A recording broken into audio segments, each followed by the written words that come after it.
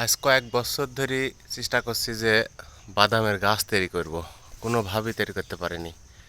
এই যে আমরা বাদাম বলি, অনেকে জাম্বুরা বলে। তো এবার যাই হোক আলহামদুলিল্লাহ 3টা জাম্বুরা হয়েছে।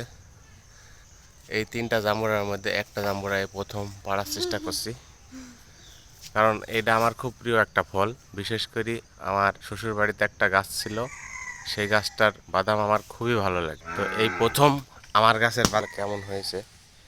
তো এই হচ্ছে আমার গাছের প্রথম বাদাম।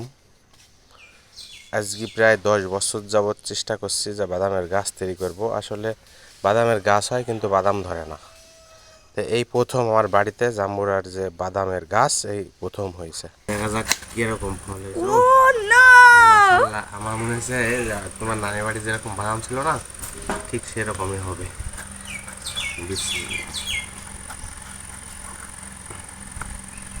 যাই হোক, আমার আমাকে টুপি বানিয়ে দিবা। প্রিয় প্রিয় একটা ফল একটু ভালো হলেই হয়, যাতে ভালো যদি হয়।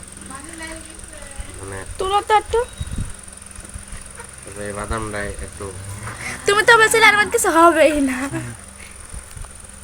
যাই হোক আলহামদুলিল্লাহ, মনে হয়েছে যে আমার যে পছন্দের লাল বাদাম ছিল ওই লাল বাদামটাই হয়েছে।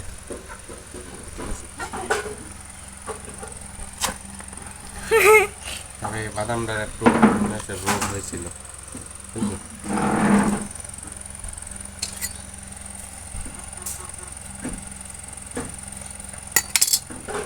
এই যে একটু হিরা ভিজা লোক। বিসমিল্লাহ।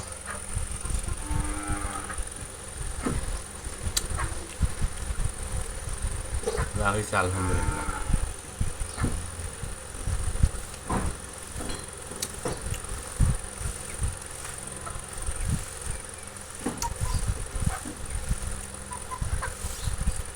আসলে বাড়ির গাছের ফল আল্লাহ তাআলা যা দিছে এই আলহামদুলিল্লাহ। একবারই ছিল না, অনেক চেষ্টা করেছি। 10 বছরের উপরে চেষ্টা করেছি এই গাছ তৈরি করার জন্য।